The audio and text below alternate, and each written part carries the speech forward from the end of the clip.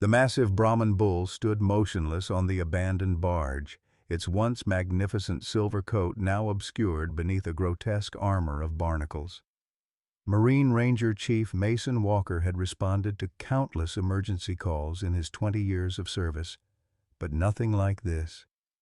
Through his binoculars, he could see the animal's heaving sides, each labored breath a testament to its suffering. "How long has it been out there?" Mason asked, unable to mask the horror in his voice. "Fishermen spotted it at dawn," his deputy replied. "Said it was making sounds they'd never heard before." As their rescue boat approached, the bull raised its head. Mason expected fear in those eyes. Instead, he found something that chilled him to the bone: recognition, intelligence. And beneath that, an ocean of pain that seemed to speak directly to him. "Dear God," Mason whispered. "What have they done to you?" Leave a like and share your thoughts in the comments along with the city you're watching from now. Let's continue with the story. The Gulf Coast Marine Wildlife Division operated from a weathered building that had survived 3 major hurricanes and countless tropical storms. Like the structure itself, the division's staff were resilient, resourceful, and accustomed to nature's surprises. But nothing in their extensive training had prepared them for thunder. Mason Walker had joined the Rangers after 15 years in the Coast Guard, bringing with him a steadfast commitment to protecting the waters and wildlife of the Gulf.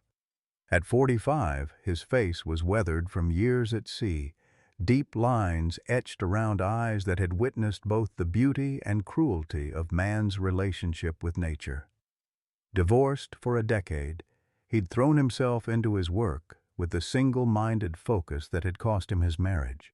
"We've got the transport ready," announced Dr. Olivia Reed as she strode into the command center. At 38, Olivia was the division's lead marine biologist. Her reputation for meticulous research matched only by her fierce advocacy for marine life. Her blonde hair was pulled back in a practical ponytail, and she carried her tablet like a shield. "The holding facility is prepped, but I'm concerned about infection risk from those barnacles. They're unusual." Mason nodded, studying the photographs spread across the situation table. "Any ID on the bull yet?" "Nothing conclusive," Olivia replied. "No tags, no brand we can see under all those growths, but it's definitely a purebred Brahman, worth a small fortune before whatever happened to it." The door swung open as Abigail Morgan entered, arms loaded with medical supplies. At 29, she was the newest member of the team, a veterinary assistant whose quiet efficiency had quickly made her indispensable. "The antibiotics and fluids are ready," she said, her voice soft but assured. "I've prepared the strongest painkillers we have on hand." "Good thinking," Mason acknowledged. "We've got Agent Bennett arriving within the hour. FBI doesn't usually involve themselves in animal rescue operations." "Nothing about this is usual," Olivia murmured, zooming in on an image of the barnacles. "These patterns, they're not random growth. They almost look deliberate." Outside the window, the Gulf stretched blue and innocent, belying the mystery that had washed up from its depths. The afternoon sun glinted off the water as a black government SUV pulled into the parking lot. Agent Lucas Bennett emerged from the vehicle, his crisp suit and stern expression marking him as federal law enforcement before he'd even flashed his badge. At 42, Bennett had the bearing of a man who'd seen enough to be permanently suspicious. "Walker," he greeted Mason with a firm handshake. "Let's talk about your bull, and why a livestock animal abandoned at sea has been flagged as a potential national security concern." Mason felt a chill that had nothing to do with the air conditioning. As the team headed toward the medical facility where Thunder waited, he couldn't shake the feeling that they were walking into something far darker than a simple animal rescue. The holding facility had been converted from an old fish hatchery, spacious enough for large marine mammals and now serving as Thunder's temporary sanctuary. As Mason led the team through the double doors, the pungent smell of salt water mixed with antiseptic struck them immediately. Thunder stood in a reinforced stall, his massive frame unnaturally still, eyes following their every movement. "He hasn't eaten since we brought him in," said Olivia, consulting her clipboard. "Minimal water intake. Vitals are stable but concerning." Abigail approached the stall slowly, her movements deliberate and gentle. "Hey there, big guy," she murmured, her voice pitched low and soothing. Thunder's ears flicked toward the sound, a subtle response that didn't escape Mason's notice. "Be careful," he cautioned. "We don't know what he's been through or how he'll react." Agent Bennett hung back, observing with a calculated gaze. "How did you manage to transport something that size?" "With difficulty," Mason replied, remembering the tense hours on the barge. "He didn't resist much, almost like he wanted to be rescued." The rescue had been precarious. Thunder, despite his weakened state, still weighed nearly a ton. They'd needed a specialized livestock transport boat, carefully maneuvered alongside the abandoned barge. What had surprised everyone was the bull's cooperation, as if he understood they were trying to help. Abigail opened her medical kit and withdrew a pair of gloves. "I'd like to get a closer look at these barnacles. Something's not right about them." "I'll assist," Olivia offered, pulling on her own protective gear. Thunder shifted nervously as they approached, his powerful muscles tensing beneath the encrusted hide. Mason held his breath, ready to intervene if the bull panicked.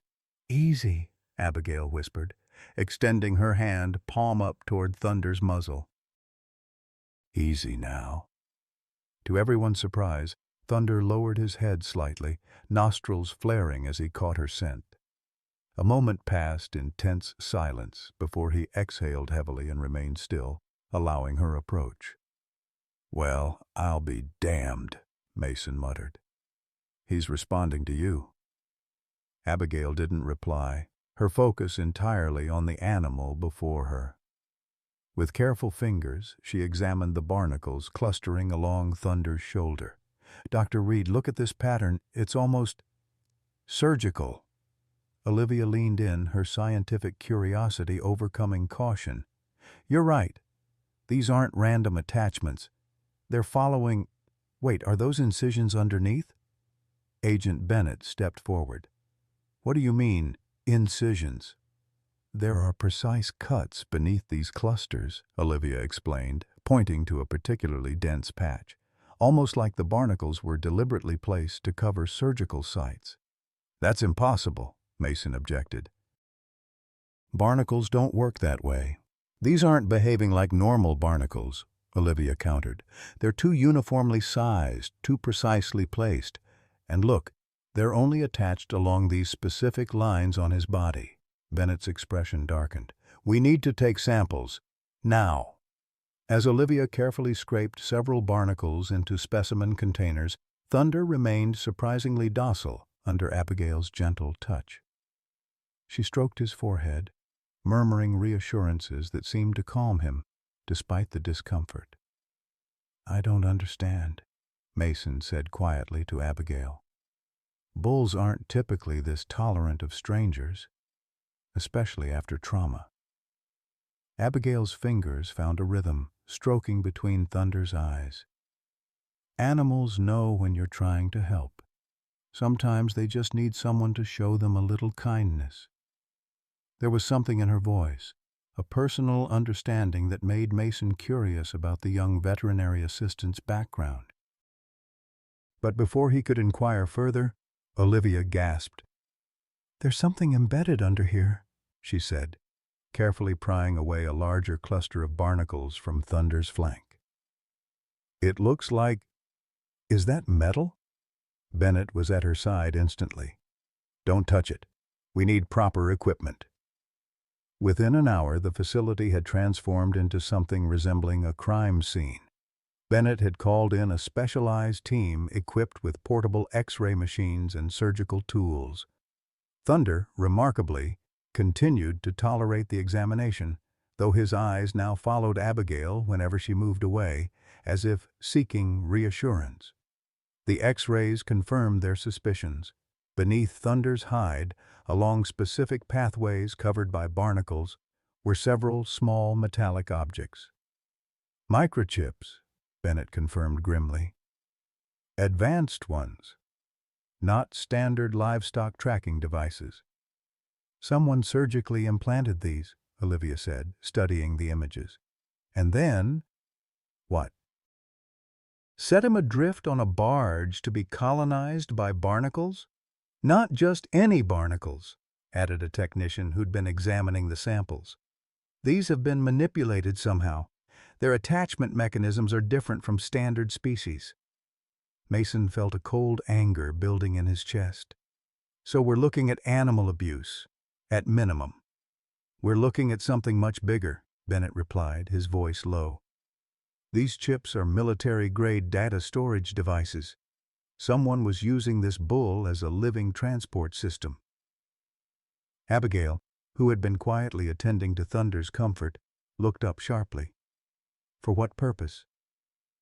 That's what we need to find out, Bennett said, and why this particular animal was chosen.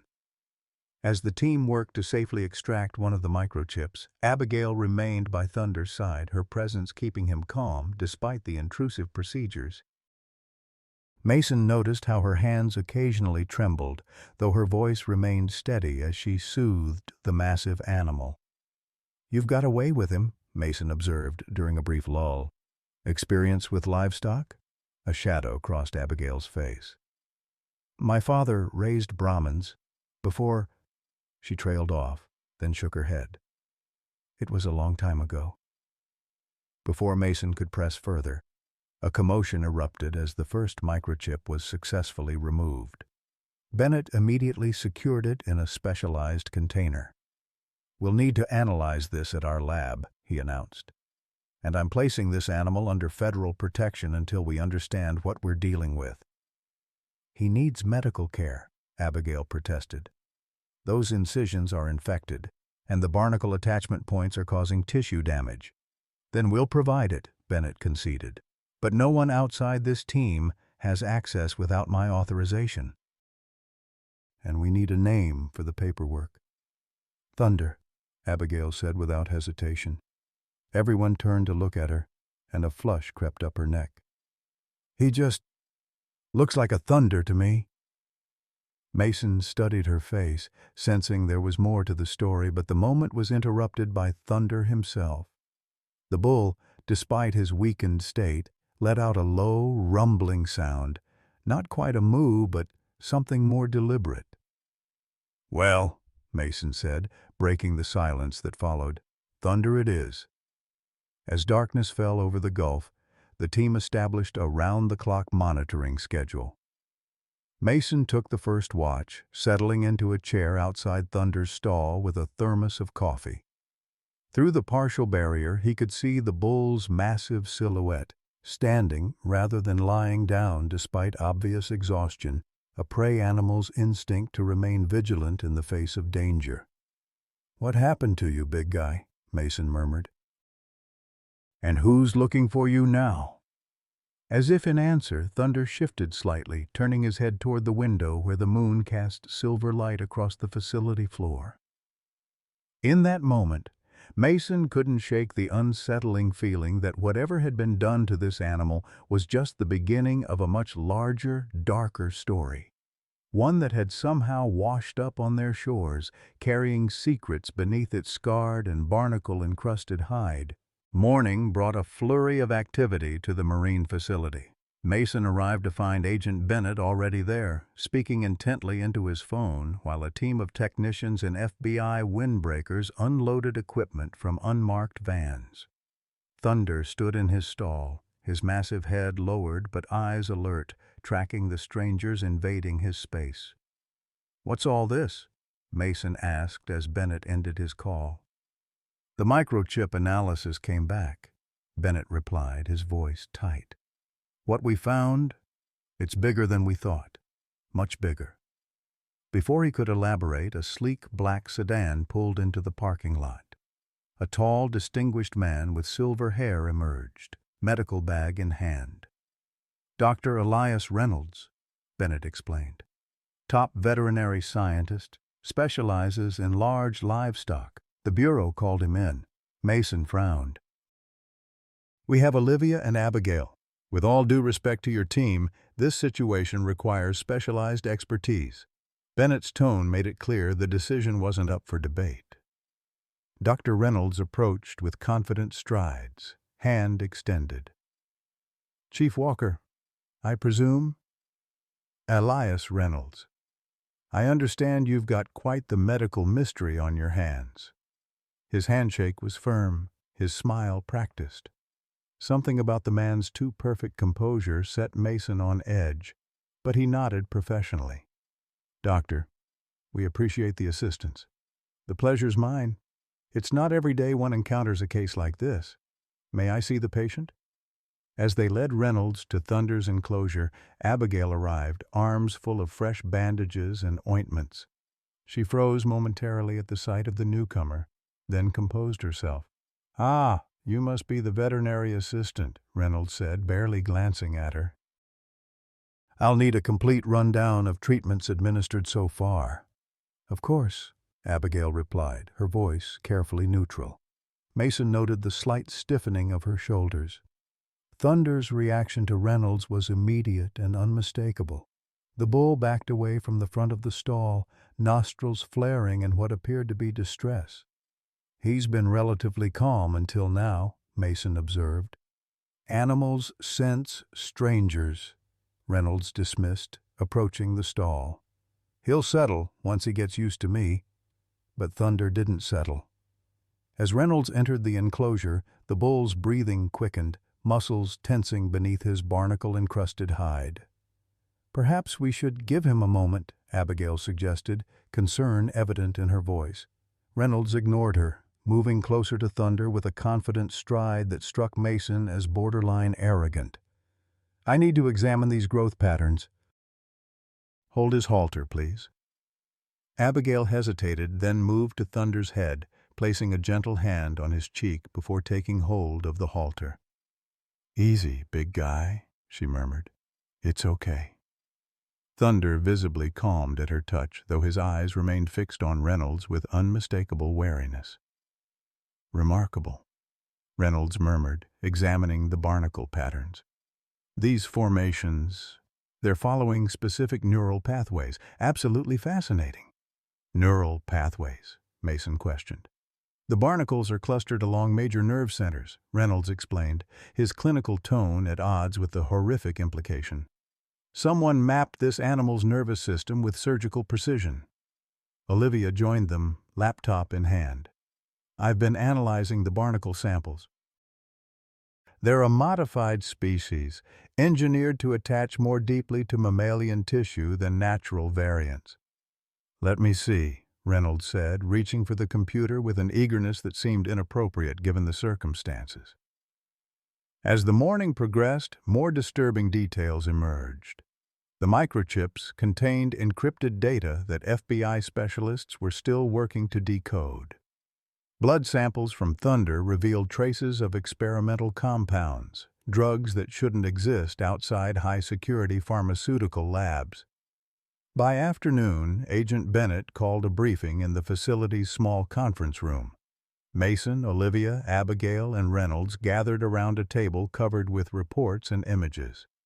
Based on preliminary findings, Bennett began, we believe Thunder was part of an operation run by a sophisticated criminal network. They're using livestock as biological data couriers, living hard drives that can cross borders without raising flags. That's insane, Mason said. Why not just use digital transfers or human couriers? Because digital transfers leave traces. Human couriers can be caught, interrogated. A bull sold at auction, transported across state lines or international borders. Nearly impossible to track once it enters the agricultural supply chain. But the barnacles? Olivia pressed. They seem excessive for just hiding microchips. Bennett exchanged a glance with Reynolds before continuing. The barnacles appear to be phase 2 of the operation. They're not just covering the surgical sites, they're being used to cultivate pharmaceutical compounds within the animal's system. A heavy silence fell over the room as the implications sank in. "You're saying they turned this animal into a drug lab?" Mason finally asked, disgust evident in his voice. "A very specialized one," Reynolds interjected, his scientific detachment jarring.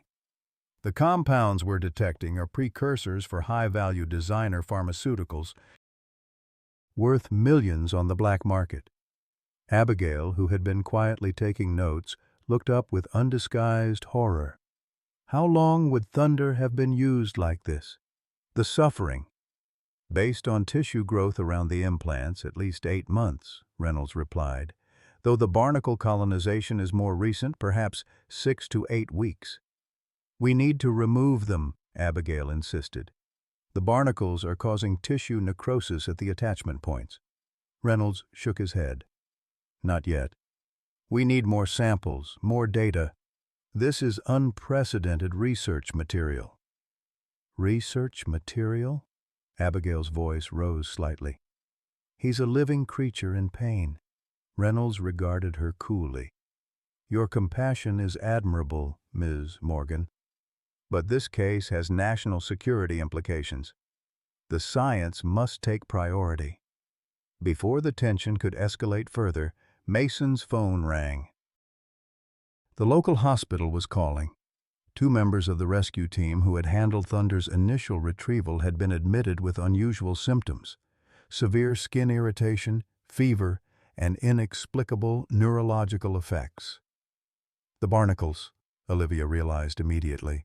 Whatever they're cultivating must be transmissible through contact. Bennett's demeanor shifted instantly from investigative to urgent. "We need a containment protocol. Now, anyone who's had direct contact with the animal needs medical screening." "I've had the most contact," Abigail pointed out, rolling up her sleeve to reveal an angry red rash developing on her forearm. "And I'm fine aside from this minor irritation." Reynolds examined her arm with sudden interest. "Fascinating. You may have a natural resistance. We should run tests." "She needs medical attention, not more tests," Mason interrupted firmly. The protective instinct that flared surprised even him. As the facility transformed into a containment operation, news of the hospitalized team members leaked to local media. By evening, speculation was running wild about a mysterious animal disease at the Marine Center. Mason found himself fielding calls from increasingly panicked officials while Bennett attempted to control the narrative. Through it all, Abigail remained steadfastly by Thunder's side, her dedication unwavering despite the potential health risks. Mason found her applying cooling salves to Thunder's barnacle-encrusted hide, speaking to him in low, soothing tones. "You should be getting checked out at the hospital," he told her. "I'm not leaving him with Reynolds," she replied, not looking up from her task. "There's something not right about that man." Mason hesitated, then lowered his voice. "You recognized the bull earlier, didn't you? When you called him Thunder?" Abigail's hands stilled momentarily. "I can't be certain. But, yes, I think I might know him." "From your father's farm?" She nodded slowly. "Harrison Brahmin breeding. We had the finest herd in 3 states. Thunder was our prize bull, grand champion at the state fair 3 years running." "What happened to the farm?" Pain flickered across her face. "Economy crashed. Banks called in loans. We lost everything, the land, the herd, our home. My father couldn't bear it.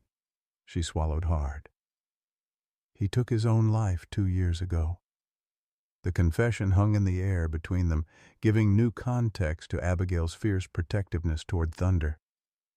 Mason wanted to offer comfort, but found himself at a loss for words. "I thought all our bulls had been sold to slaughter," she continued quietly. "Finding Thunder alive, it feels like a sign. Like maybe a piece of my father survived somehow." Their moment was interrupted by the arrival of Reynolds, flanked by 2 FBI technicians carrying specialized equipment. "We need to perform a more thorough examination," he announced. The director has authorized surgical exploration of one of the barnacle clusters.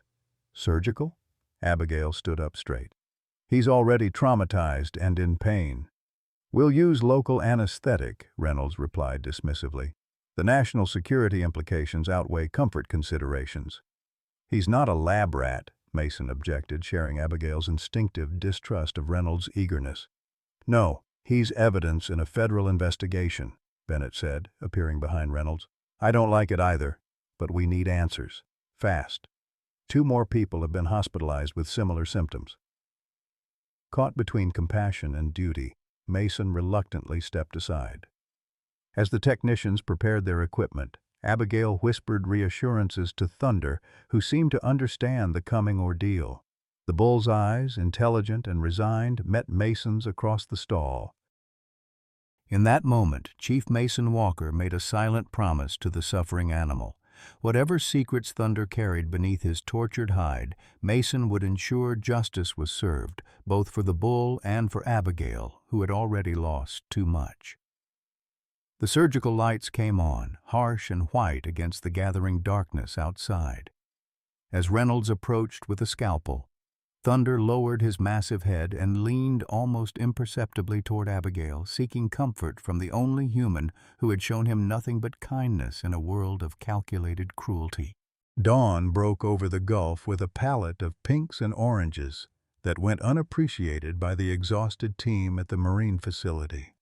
Mason had snatched only a few hours of restless sleep on the break room couch, his dreams haunted by Thunder's eyes and the increasingly complex web of secrets surrounding the bull's condition. The surgical exploration of the barnacle cluster had yielded disturbing results.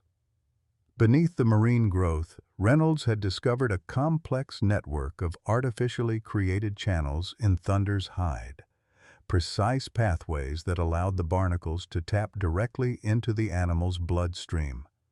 Blood samples revealed a cocktail of experimental compounds, some of which the FBI's top laboratories were still struggling to identify.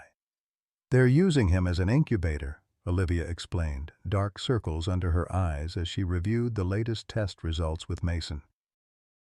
The barnacles are being fed by Thunder's bloodstream, and they're producing pharmaceutical compounds in return. It's like they turned a parasite into a drug factory. How is he still alive? Mason asked, watching through the observation window as Abigail gently cleaned Thunder's wounds. Despite the ordeal of the previous night's procedure, the bull remained surprisingly calm under her care. Brahmins are incredibly resilient, Olivia replied. They were bred to withstand extreme conditions, heat, drought, disease. But even with their natural toughness, I don't know how much longer he can sustain this level of physiological stress. Agent Bennett entered, phone in hand, an expression grim. We've got another problem. Someone leaked details about the microchips to the press. It's hitting the morning news cycle. Mason swore under his breath. How bad? Bad enough. They're connecting it to a government contractor, Nexus Biomedical. Apparently, they had a research program developing biological transport mechanisms for pharmaceutical delivery. The program was officially shut down 2 years ago, but it wasn't really shut down, Mason finished, the pieces clicking into place. It was privatized, sold to the highest bidder. Bennett nodded. We're looking at a scenario where legitimate research was co-opted for illegal purposes. The original technology was developed with government grants, which makes this politically explosive. I don't give a damn about the politics, Mason said, his patience wearing thin. I care about the 2 team members in the hospital, and that animal suffering in there while everyone argues about jurisdiction and optics. As if on cue, Dr. Reynolds appeared, tablet in hand and immaculately dressed despite the early hour. Good morning, gentlemen. I've reviewed the latest pathology reports, and I believe we need to accelerate our sampling protocols. The compounds in the barnacles are degrading rapidly once removed from the host environment. There was something in Reynolds' clinical detachment that continued to set Mason's teeth on edge. That host environment has a name. It's Thunder. And he's already been through enough. Reynolds smiled thinly. Your attachment to the animal is admirable, Chief Walker, but we're dealing with an unprecedented biological delivery system that could revolutionize pharmaceutical development or create untraceable biological weapons, depending on who controls it. Have you made any progress removing the barnacles safely? Mason pressed. Standard removal methods prove ineffective, Reynolds replied. These aren't typical barnacles. They've integrated with the host tissue in ways we've never seen before. Forcible removal causes significant trauma. Mason's retort was interrupted by a commotion from Thunder's enclosure. Abigail was calling urgently for assistance. They rushed to find Thunder trembling violently, foam flecking his muzzle as his massive legs threatened to buckle. "What happened?" Mason demanded, helping Abigail brace the bull's massive head. "I don't know," she replied, her voice tight with concern. "He was fine, then suddenly started shaking. His temperature is spiking." Reynolds pushed forward, stethoscope already in hand. "The barnacles are responding to something. Look, they're secreting fluid." Indeed, the clusters of marine growth across Thunder's hide were oozing a viscous substance that smelled sharply of chemicals and sea brine. Olivia rushed to collect samples while Mason helped Abigail stabilize Thunder. "He needs medication," Abigail insisted. "Anti-seizure drugs, something to lower his temperature." "No," Reynolds countermanded. "Additional pharmaceuticals could trigger an unpredictable reaction with the compounds already in his system. We need to observe the process." "Process?" Abigail's voice rose in disbelief. "He's suffering." Mason found himself torn between professional obligation and moral outrage. "Reynolds, if we don't intervene, we could lose him. And if we intervene incorrectly, we could lose crucial evidence about how this biological system functions," Reynolds countered coldly. "Sometimes sacrifice is necessary for the greater good."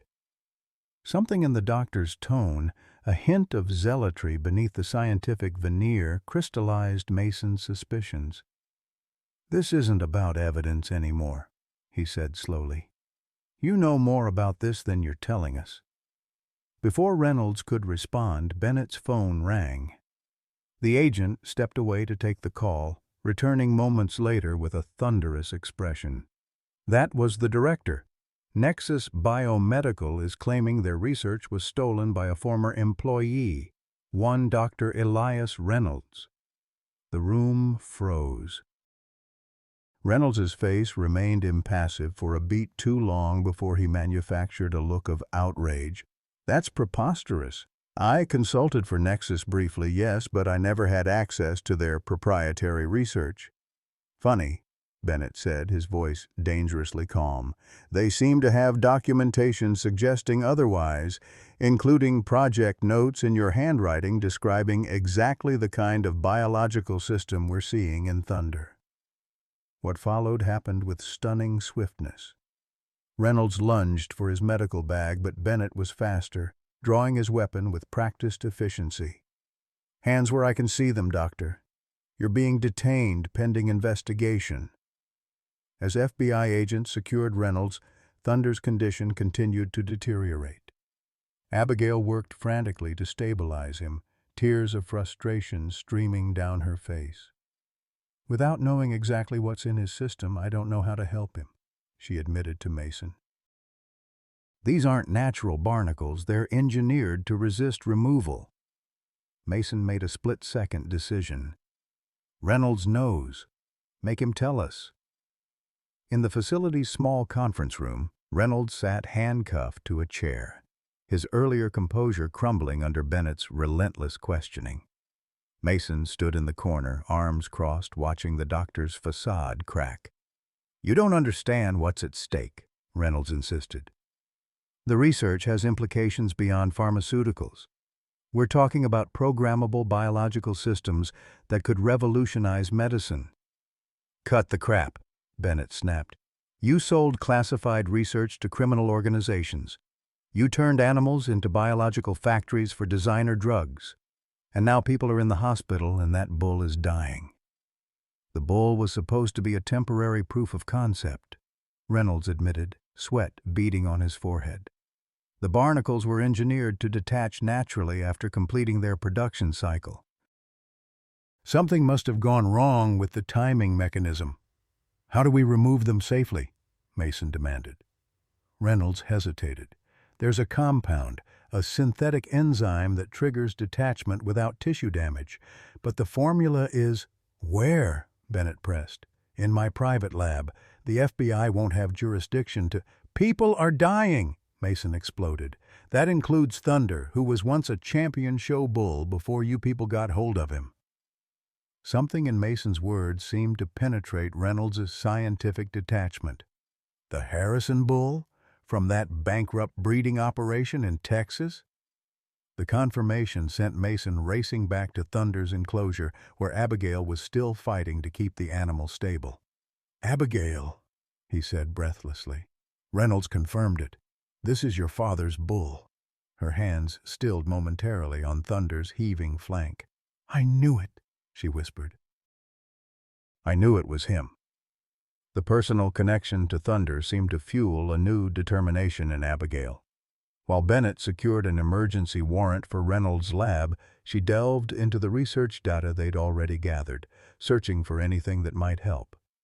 Wait, she said suddenly, scrolling through pages of chemical formulas on Olivia's laptop. This compound structure, I've seen something similar before. Where? Olivia asked, peering over her shoulder. My father's treatment for barnacle growth on cattle tanks.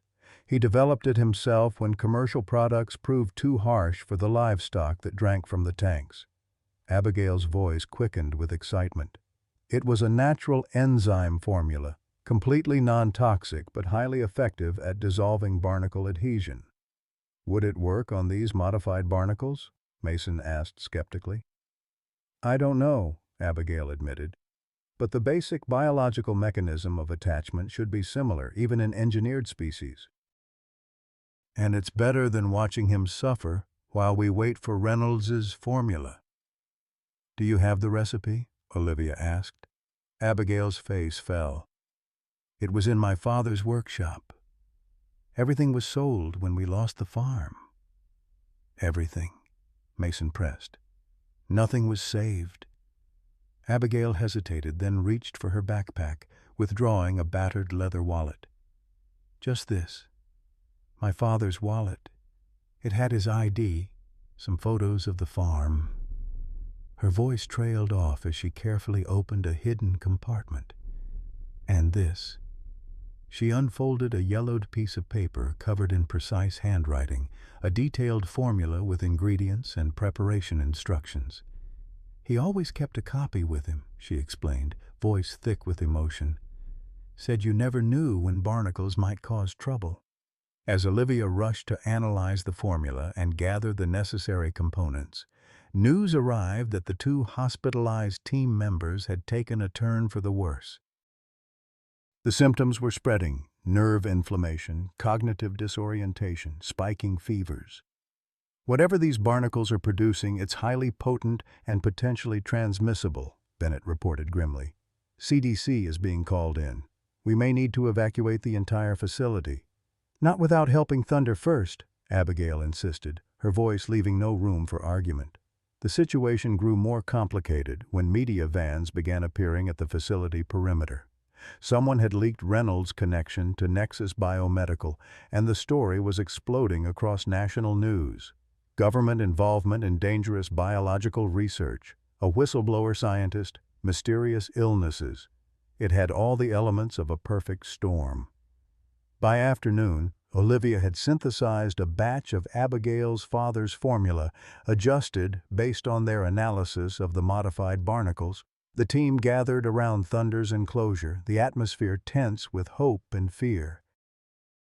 If this works, Bennett cautioned, we'll still need to extract the remaining microchips and run a complete detox protocol, and there's no guarantee the damage isn't already permanent. One problem at a time, Mason replied, watching as Abigail prepared to apply the formula to a small test area on Thunder's flank. Thunder's intelligent eyes followed her movements, a trust evident that belied his traumatic experiences. As she carefully applied the solution to a cluster of barnacles, whispering reassurances, Mason found himself holding his breath. For several long minutes, nothing happened. Then, almost imperceptibly, the barnacles began to loosen their grip. No bleeding, no tissue damage. They simply released, dropping away to reveal raw but intact skin beneath. "It's working," Olivia breathed, amazement clear in her voice. "The formula is breaking the adhesion bond without harming the underlying tissue." Abigail's eyes filled with tears. "Thank you, Dad," she whispered so softly that only Mason standing beside her could hear. As they carefully expanded the treatment area, Bennett received another call. His expression darkened as he listened, then ended the call with a curt acknowledgement. "What now?" Mason asked, recognizing the agent's look of concern. "Reynolds escaped custody during transport," Bennett replied tightly, "and he's not the only one involved. We've identified connections to a larger organization, people with significant resources and every reason to want their investment in Thunder recovered. You think they'll come here?" Mason's hand instinctively moved toward his sidearm. "I think we need to accelerate our timeline and prepare for all contingencies," Bennett replied. "Because this just went from a medical mystery to a potential battlefield." As the sun began its descent toward the horizon, casting long shadows across the facility, Mason organized his team into security shifts, while Abigail and Olivia continued their painstaking work freeing Thunder from his parasitic prison. The bull's condition was stabilizing, his breathing less labored with each cluster of barnacles removed. Outside, more FBI vehicles arrived, setting up a perimeter around the facility. Medical teams and hazmat gear established a field hospital to manage potential exposures. News helicopters circled overhead, capturing footage that would soon flood evening broadcasts nationwide. In the eye of this growing storm stood Thunder, a once magnificent Brahman bull who had carried secrets beneath his skin and endured unimaginable suffering. And beside him, Abigail Morgan, whose connection to the animal ran deeper than anyone could have imagined when the massive bull had first been discovered on that abandoned barge just days earlier. "We'll get through this," Mason told her during a brief break, handing her a cup of coffee. "Both of you." Abigail nodded, exhaustion evident in every line of her body. "When I was little, my father used to say that God never gives us more than we can handle. I wasn't sure I believed that after we lost everything. But finding Thunder again, maybe there's something to it after all." As night fell over the Gulf, bringing with it a tense quiet broken only by the distant sound of waves and the soft electronic beeping of monitoring equipment, Mason couldn't shake the feeling that they were headed toward a confrontation, one that would determine not just Thunder's fate, but perhaps something much larger about humanity's relationship with the natural world we so often exploit without conscience or consequence. The facility transformed overnight into a fortified compound. FBI agents patrolled the perimeter while CDC officials established decontamination stations at every entrance. Inside Thunder's enclosure, the battle against time continued with grim determination. "His vitals are improving," Olivia reported, checking the monitors they'd set up. "Temperatures down 2 degrees, heart rate stabilizing. The formula is working." Abigail hadn't left Thunder's side in 36 hours, catching only brief moments of sleep on a cot they'd brought in. Her hands moved with gentle precision, applying her father's solution to each barnacle cluster, then carefully removing the loosened organisms.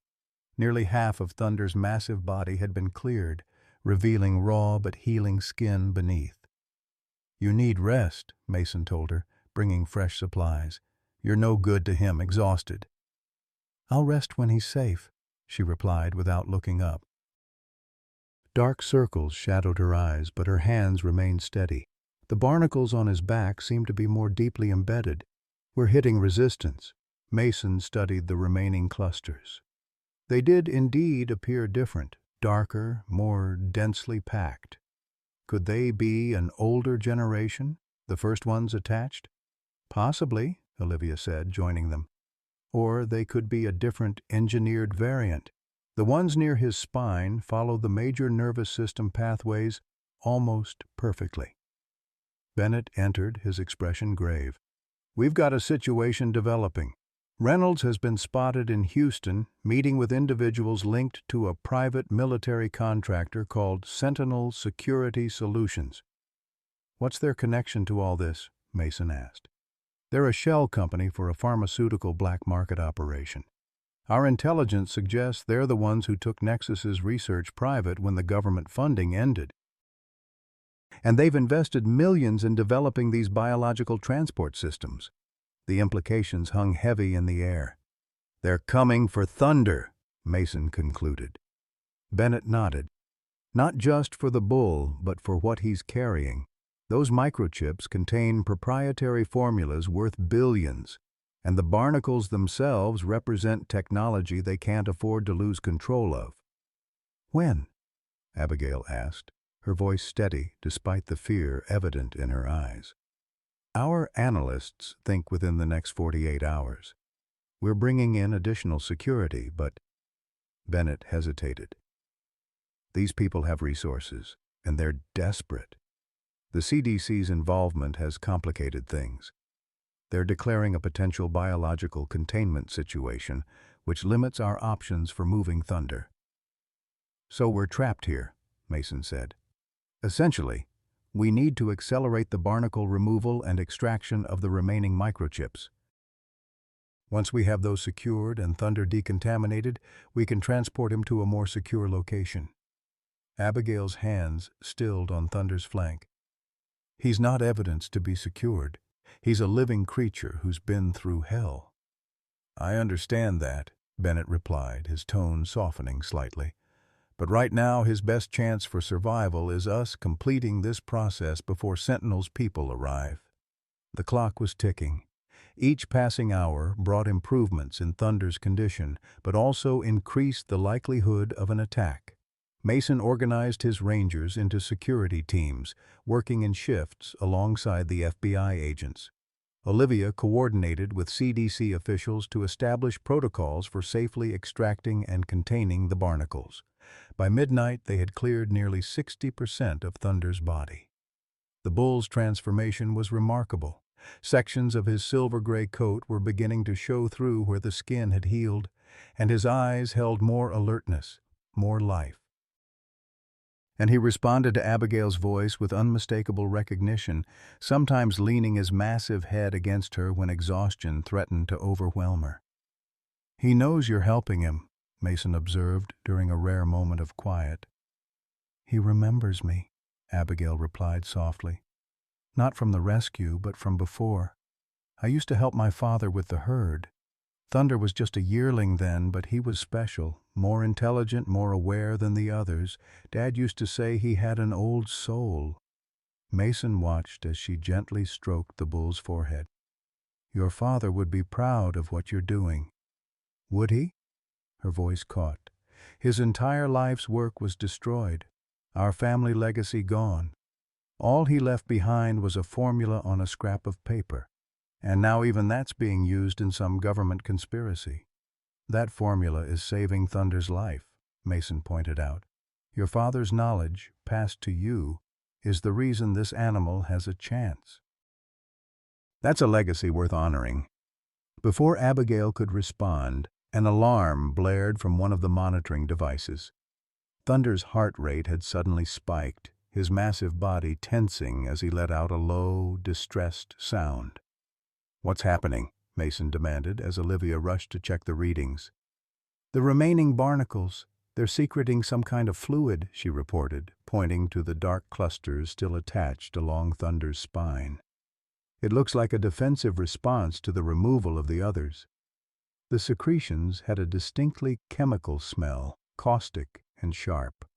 Where the fluid touched Thunder's skin, angry red irritation spread almost immediately.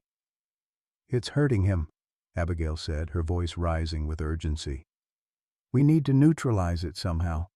The formula isn't working fast enough on these deeper clusters, Olivia observed.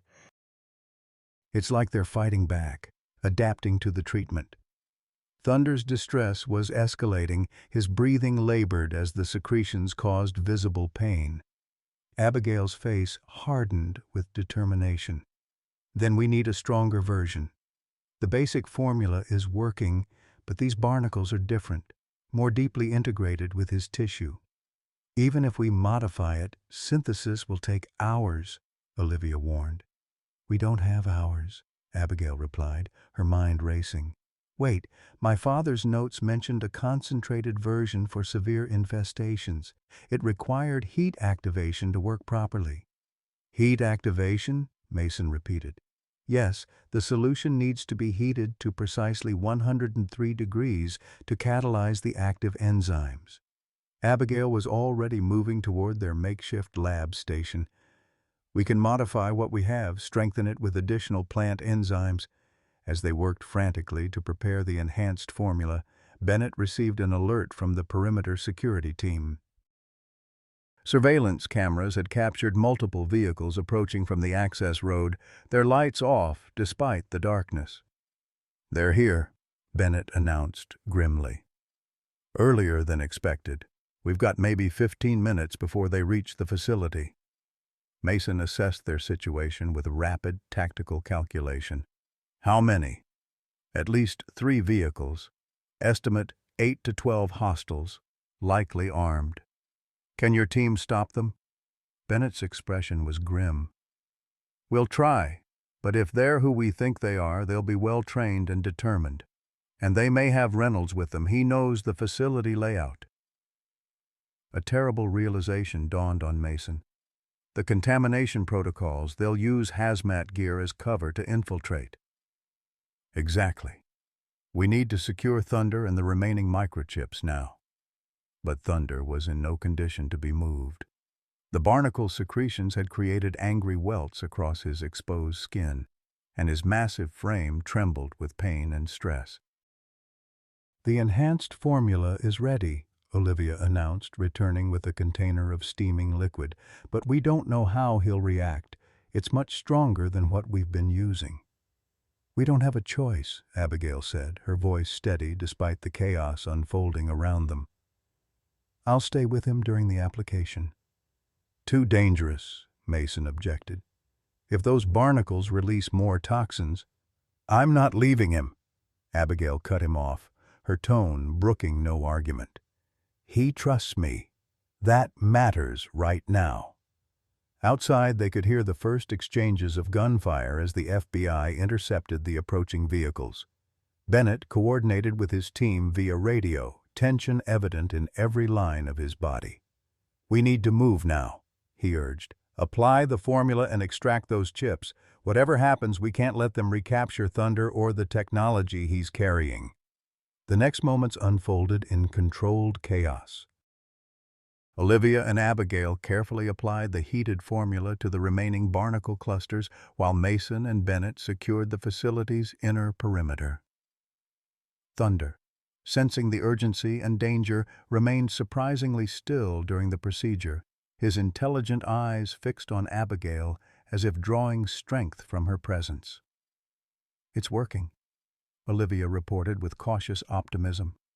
The enhanced formula was causing the barnacles to visibly loosen their grip, the secretions slowing as their defensive mechanisms failed, but their success was short-lived. A tremendous crash echoed from the facility's main entrance, followed by the distinctive pop of flashbang grenades. Through the security monitors, they could see figures in what appeared to be CDC hazmat suits breaching the building. "They're using our own protocols against us," Bennett growled, weapon drawn. "Everyone stay with Thunder. I'll try to slow them down." "You can't go alone," Mason objected. "No choice." "You're the last line of defense." As Bennett disappeared into the corridor, Mason positioned himself at the entrance to Thunder's enclosure, service weapon ready. Olivia worked frantically to extract the final microchips, while Abigail continued removing the loosened barnacles, her hands bloody from the caustic secretions, but never faltering. The sounds of conflict drew closer, shouted commands, running footsteps, occasional gunshots. Through it all, Thunder remained unnaturally calm, as if understanding that his fate hung in the balance of these chaotic moments. "Last chip extracted," Olivia announced, securing the tiny device in a specialized container. "Barnacle removal at 87%. "That'll have to be enough," Mason decided as the sounds of fighting reached the hallway outside. "We need to move Thunder now." "Move him where?" Abigail demanded. "There's nowhere to go. They've surrounded the building." Mason's mind raced through options, each less viable than the last. The facility had been designed to contain marine life, not to withstand a paramilitary assault. They were trapped. The door to the main laboratory burst open. Bennett stumbled backward through it, locked in struggle with a figure in a hazmat suit. Two more suited figures followed, weapons raised. In the chaos of the moment, Mason made the only decision he could. He fired, hitting one of the attackers in the shoulder. The man went down with a cry of pain, but his companions pressed forward. "Get behind Thunder!" Mason shouted to Abigail and Olivia, recognizing that the bull's massive body offered the only available cover. What happened next would later be described by everyone present as nothing short of miraculous. Thunder, the gentle giant who had been so traumatized by human cruelty, suddenly transformed. With a bellow that shook the room, he lowered his massive head and charged toward the intruders. 1,000 pounds of muscle and bone, driven by some instinct beyond explanation, Thunder scattered the attackers like bowling pins. One man went flying into a bank of equipment. Another was pinned briefly against the wall before collapsing in a heap. The bull positioned himself between the threat and Abigail, his stance protective rather than aggressive. The momentary advantage allowed Bennett to regain control, disarming his opponent with a practiced move. Mason advanced, weapon trained on the remaining conscious intruder. "Stand down," he commanded. "FBI, you're under arrest." The man slowly raised his hands, his expression visible through the clear faceplate of his hazmat suit. It was Reynolds, his scientific detachment replaced by cold fury. "You have no idea what you've done," he spat. "Years of research, billions in potential, all of it compromised because you couldn't see beyond a single animal." "We saw exactly what matters," Abigail replied, moving to stand beside Thunder, her hand resting on his flank. "A living creature suffering at the hands of people who saw him as nothing but a tool." Outside, the sounds of conflict were fading as FBI reinforcements arrived. Bennett secured Reynolds while Mason checked the other attackers for weapons. "Is it over?" Olivia asked, clutching the container with the extracted microchips. "For now," Bennett replied, his expression somber. "But the people behind this have deep pockets and long memories. They won't give up easily." As the adrenaline of the moment began to fade, they became aware of Thunder's condition. The bull stood shakily, his massive sides heaving with exertion. Where the barnacles had been removed, his skin was raw and inflamed, weeping fluid from dozens of attachment points. "He needs medical attention," Abigail said urgently. "That charge took everything he had left." They guided Thunder back to his stall, where Abigail immediately began treating his wounds with antibiotics and soothing ointments. The bull's eyes were glazed with exhaustion and pain, but he remained standing as if afraid to show weakness even now. "Why did he do that?" Mason wondered aloud as they worked. "After everything humans have done to him, why protect us?" "Not us," Olivia observed quietly. "Her." She nodded toward Abigail, whose tears fell freely as she tended to Thunder's wounds. He was protecting her. As dawn broke over the gulf, casting pale light through the facility windows, the full extent of the night's events became clear. 3 attackers dead, 4 captured, including Reynolds, 2 FBI agents injured, but none critically. And Thunder still standing despite it all, his massive frame diminished by suffering but unbroken. The next 48 hours would be critical. The remaining barnacles continued to secrete toxins, fighting removal even as Abigail and Olivia worked tirelessly to counter their effects. Thunder's blood work showed alarming levels of foreign compounds, his system struggling to process the chemical assault. "It's like they programmed the barnacles with a self-destruct protocol," Olivia explained grimly. "If they can't stay attached, they release everything they've been producing all at once." Bennett had the microchips secured in FBI custody, their contents already being analyzed by the best cryptographers and biochemists the government could assemble. The preliminary findings confirmed their worst fears. The chips contained formulas for dozens of designer drugs and biological compounds, many with potential weapons applications. News of the raid had exploded across national media, with helicopters circling the facility and reporters camped at the perimeter. The story had all the elements of a sensational headline: corporate espionage, government contracts gone wrong, biological experimentation, a dramatic raid, and at the center of it all, a massive bull whose suffering put a face on abstract ethical questions. Through it all, Abigail remained by Thunder's side, sleeping only in brief snatches on a cot beside his stall. Her dedication went beyond professional obligation. It was personal, a connection forged through shared loss and suffering. "My father used to say that animals remember kindness longer than people do," she told Mason during a quiet moment. "That they forgive, but they don't forget." Thunder remembered the farm, remembered being treated with respect before all this happened to him. That memory was stronger than the trauma. As the second night after the raid stretched toward morning, Thunder's condition reached a critical point. His temperature spiked dangerously high, his breathing labored as his body fought the toxins flooding his system. "We're losing him," Olivia said quietly, checking the monitors. "His organs are beginning to shut down." Abigail refused to accept defeat. "There has to be something more we can do, some way to filter the toxins faster." Bennett, who had been coordinating with government scientists, arrived with potential news. "The CDC has an experimental dialysis procedure that might help. It was developed for chemical weapons exposure. It's never been tried on livestock, but the principles should translate." "What are the risks?" Mason asked. "Significant. The process is intensive and in his weakened state." Bennett didn't need to finish the thought. "Do it," Abigail said without hesitation. "He's dying anyway." "We have to try." As preparations began for the emergency procedure, Mason found himself standing at Thunder's head, struck by the intelligence and resignation in the animal's eyes. Despite everything, there was no malice there, only a weary acceptance and, perhaps most remarkably, trust.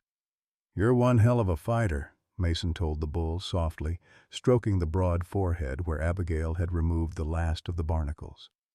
"Just a little longer, big guy. Don't give up now." Thunder's gaze shifted to him, something almost human in the acknowledgement. Then, with deliberate movement, the bull turned his head toward Abigail, who was preparing the equipment for the dialysis procedure alongside the CDC technicians. The message seemed clear, even without words. If anyone could save him, it was her.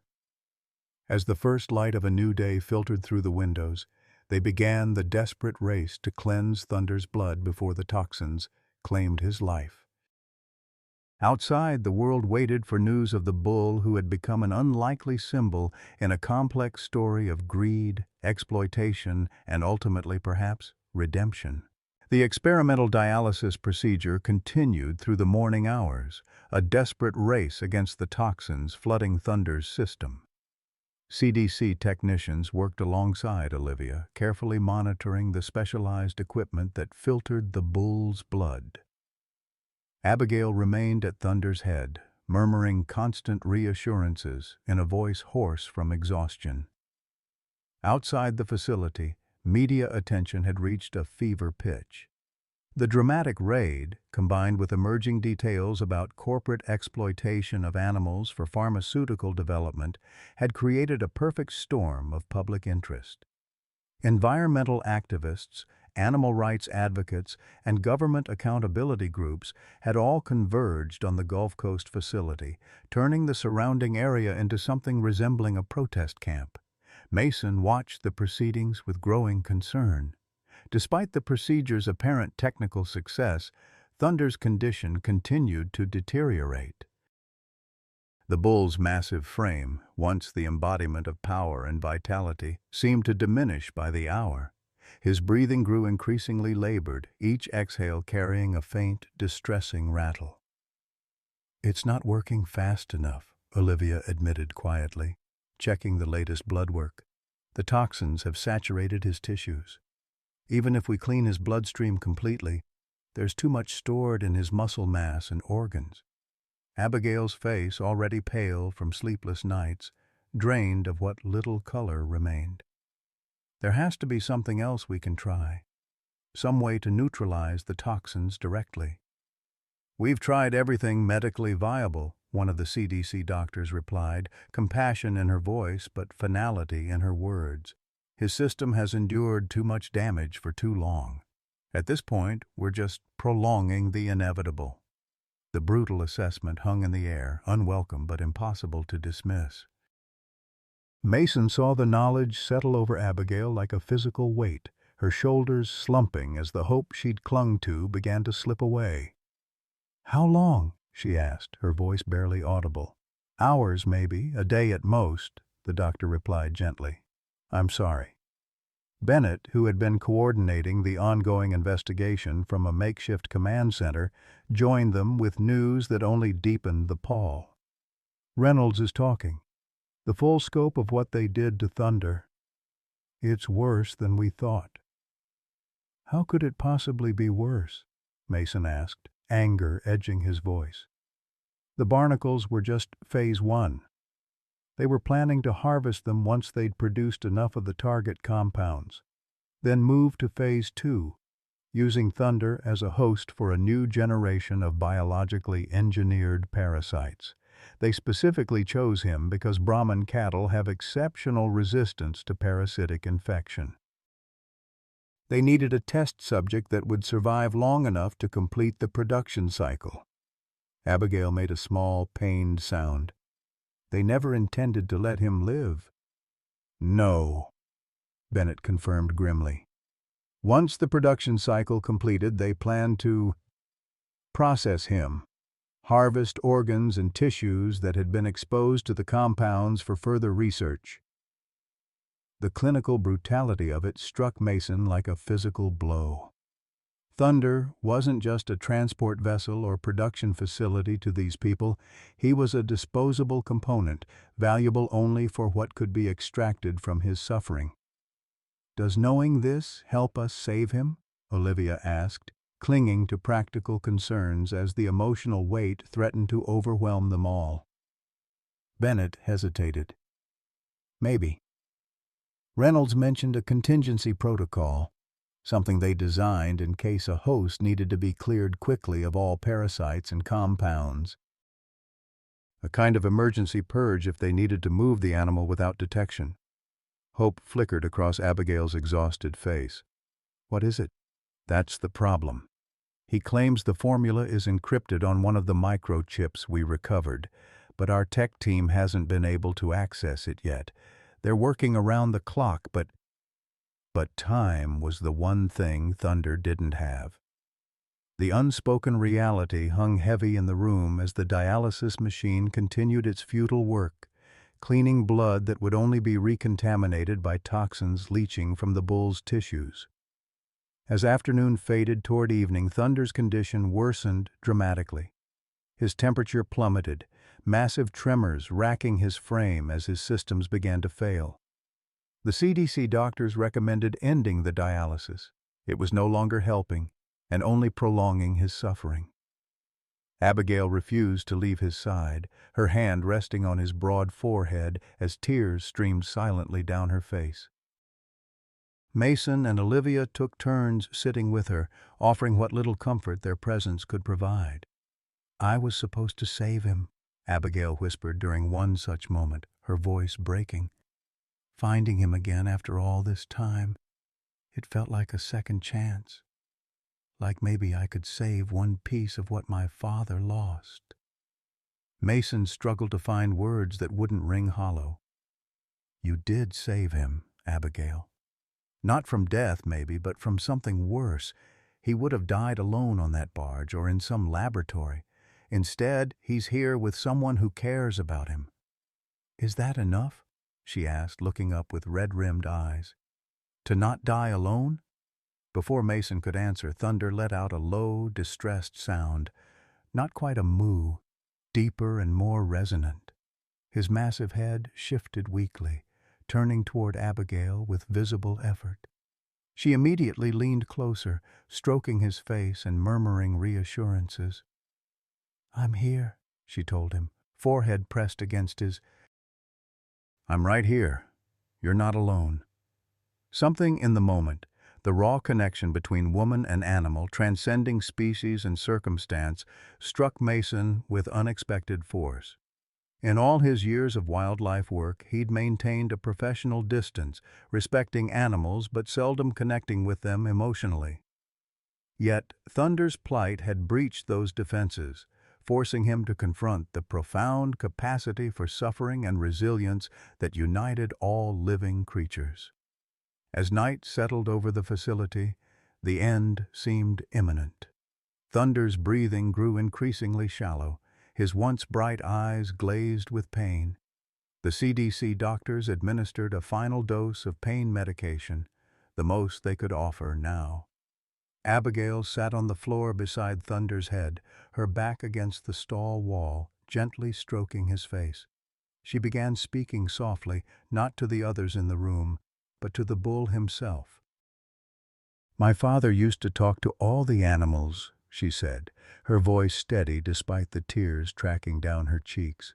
"People thought he was crazy, but he insisted they understood more than we gave them credit for. He'd tell them stories while he worked, about the farm, about our family history, about the long line of Brahman bulls that had made Harrison breeding what it was." Thunder's breathing seemed to ease slightly as she spoke, his focus fixed on her face despite his obvious pain. "You were his favorite, you know," she continued. "He had such plans for you. Said you had the best bloodline he'd seen in 30 years of breeding, the perfect combination of strength and intelligence." Mason and Olivia withdrew slightly, giving Abigail privacy in this final vigil. Through the observation window, they watched as she continued talking, occasionally wiping tears from her face but never stopping the gentle rhythm of her words and touch. "It's like she's easing him across," Olivia observed quietly, giving him permission to let go. The night deepened. Staff rotated in hushed shifts, the usual bustle of the facility subdued out of respect for the solemn scene unfolding in Thunder's enclosure. Bennett checked in periodically with updates on the investigation, each time his eyes lingering on the bull with an expression that mingled regret and determination, as if making a silent promise that the perpetrators would face justice. Around midnight, Bennett arrived with news. "The tech teams made progress. They've partially decrypted one of the microchips, enough to identify the purge protocol Reynolds mentioned." Hope flared briefly, then dimmed as Mason took in Thunder's condition. "Is it too late?" Bennett didn't sugarcoat his assessment. "Probably. But I thought you should know. They're synthesizing it now. Should be ready by morning." "He won't make it till morning," Mason replied, watching as Thunder's breathing grew increasingly labored.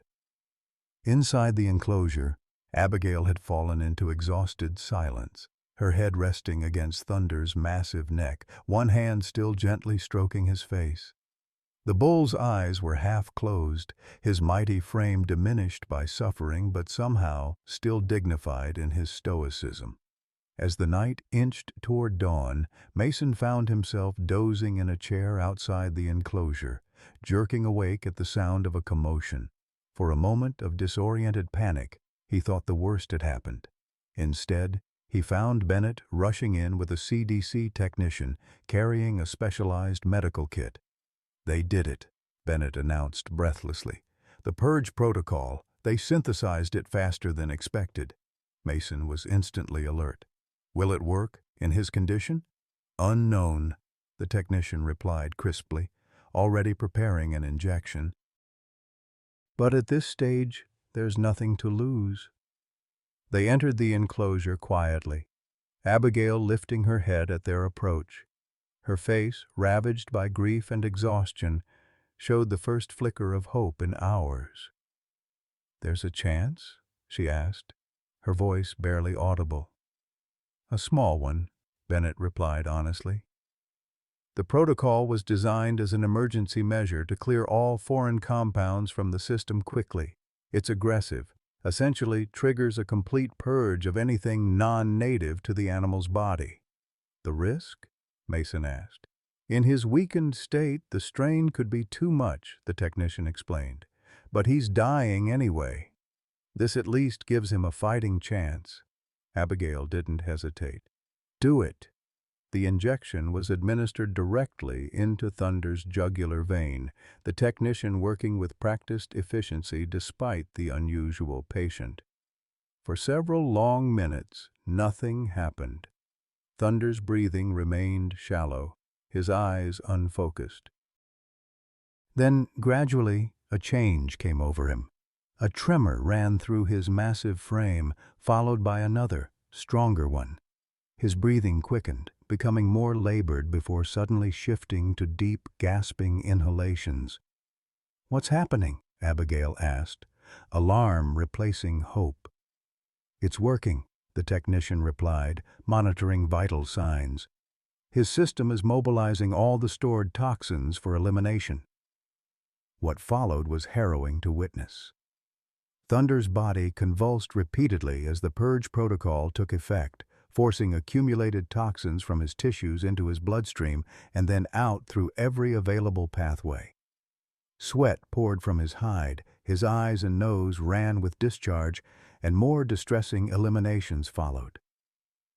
Through it all, Abigail remained at his head, wiping away the toxic fluids with towels the CDC team provided, speaking constant reassurances even as her own hands burned from contact with the chemicals his body was expelling.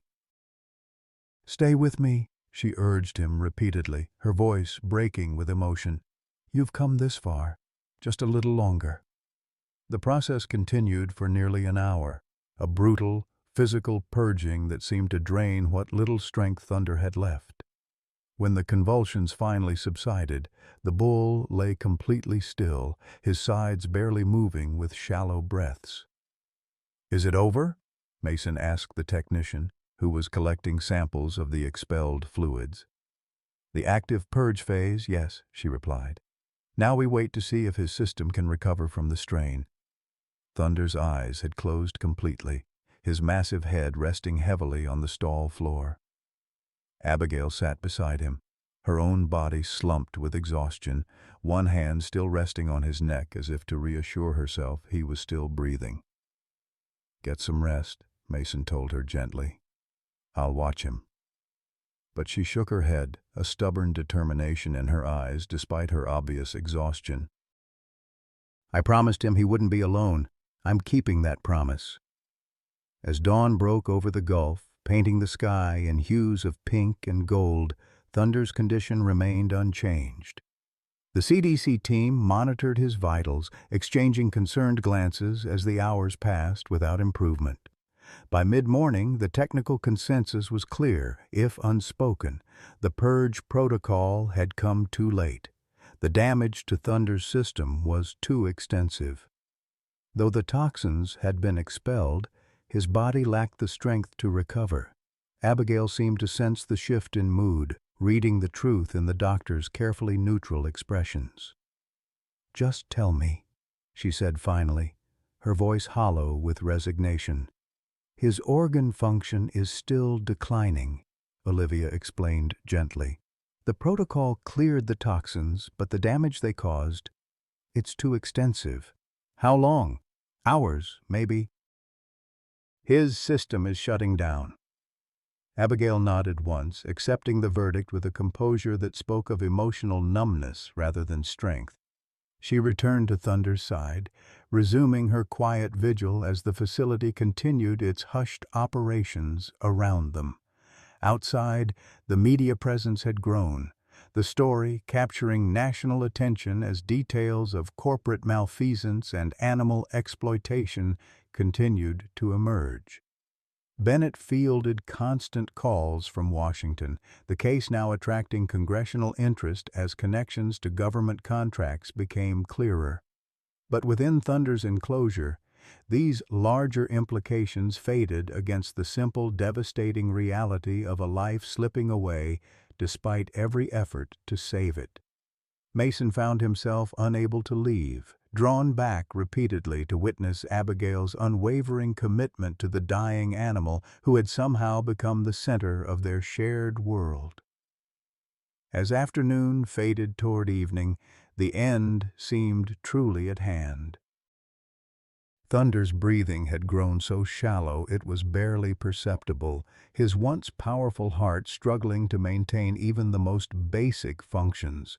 The CDC doctors offered a final kindness: euthanasia, to end his suffering. Abigail, tears streaming unchecked down her face, considered the option with the gravity it deserved. "Would it be peaceful?" she asked. "Completely," the doctor assured her. "He would simply drift away." Mason watched as Abigail struggled with the decision, her hand never leaving Thunder's side. After a long moment, she nodded, accepting that final act of mercy. As preparations were made, Abigail leaned close to Thunder's ear, whispering words meant only for him. Mason couldn't hear what she said, but the intimacy of the moment, the connection between a woman who had lost everything and an animal who had endured unimaginable suffering, struck him as something sacred. The doctor approached with the prepared injection, syringe held ready. Abigail took a deep, steadying breath and nodded her permission. And then, a miracle so subtle it almost went unnoticed. Thunder's ear flicked. Just once, a small movement but deliberate. His massive chest expanded with a deeper breath than he'd taken in hours, and his eye, the one visible to Mason, opened slightly, focusing directly on Abigail's face. "Wait," Mason said sharply, stopping the doctor's approach. "Look." Thunder's breathing remained shallow, but had developed a new rhythm, still labored but somehow purposeful. His eye remained fixed on Abigail, who had frozen in place, afraid to hope.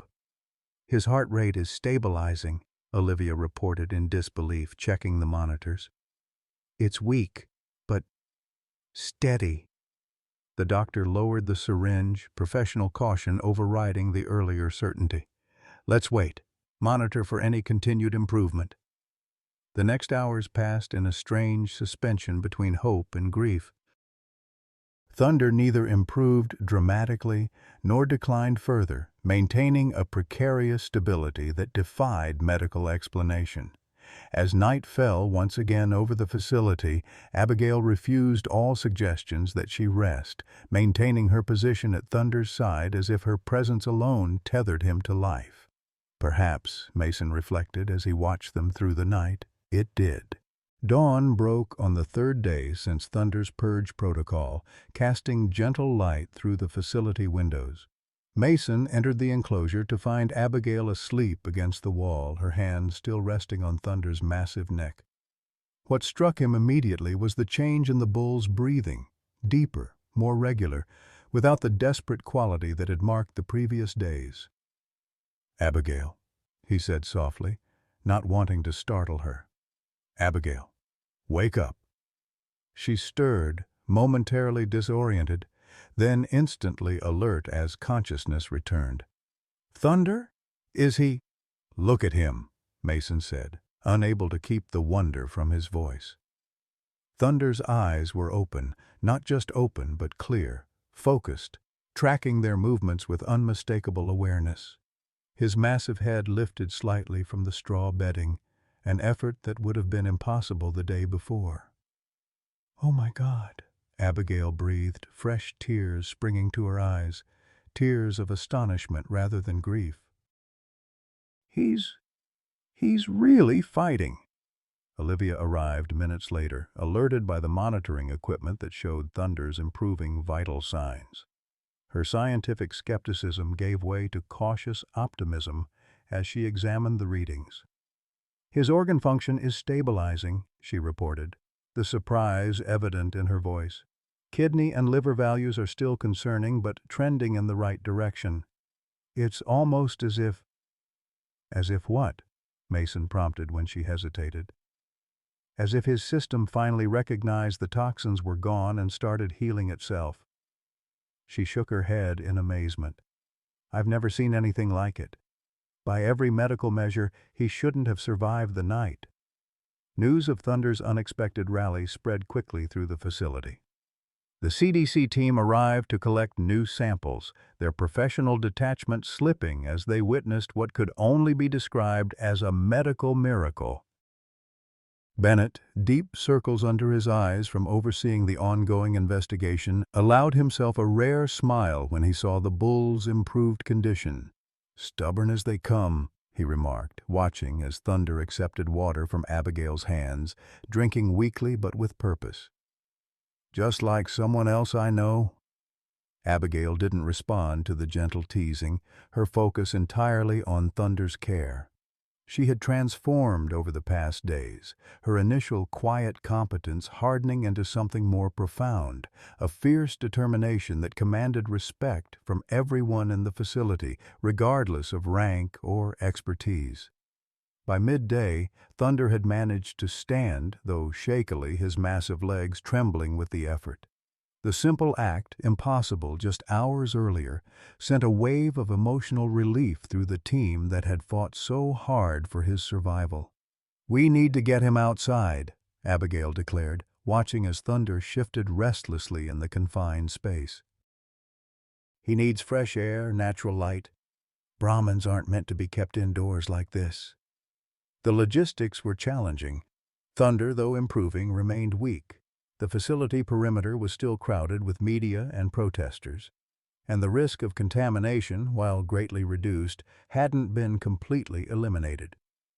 "There's the rear paddock," Mason suggested after consideration.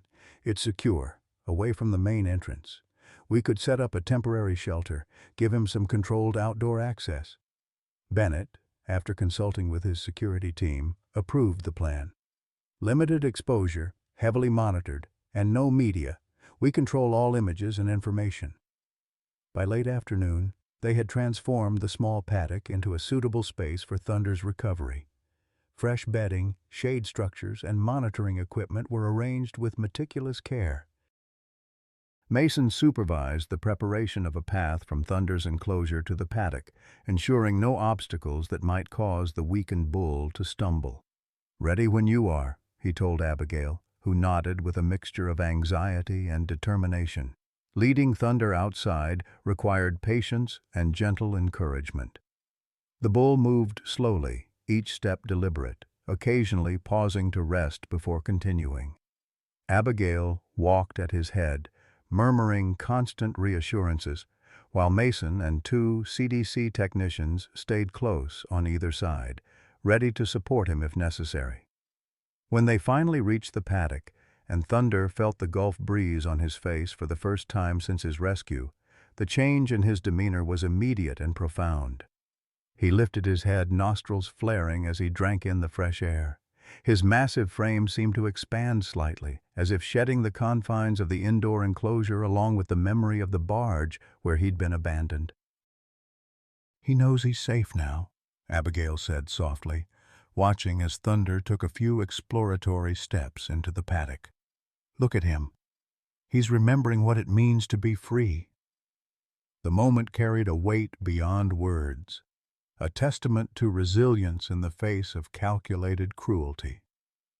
Mason found himself unexpectedly moved, reminded of why he'd chosen a career protecting wildlife in the first place.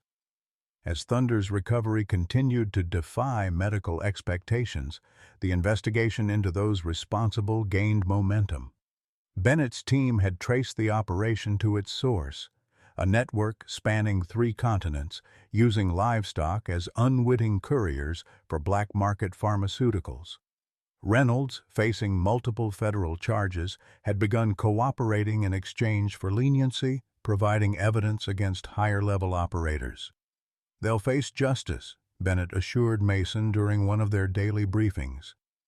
"This case has attracted attention at the highest levels."